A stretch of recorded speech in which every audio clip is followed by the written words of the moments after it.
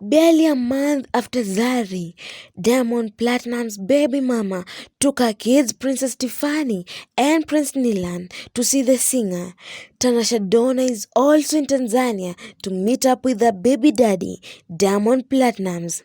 This is saying that allowing her son Nasib Jr. to reunite with his dad. In an interview with a Tanzanian media after arriving, Tanasha said she has yet another mission in the country, revealing that she's going to shoot a music video with Nadine. However, Tanasha says she's not aware of how much time she's going to spend in Tanzania before coming back to Kenya. In a previous interview, Tanasha had said she will send her house manager with her baby to meet up with the dad. Unfortunately, this never happened.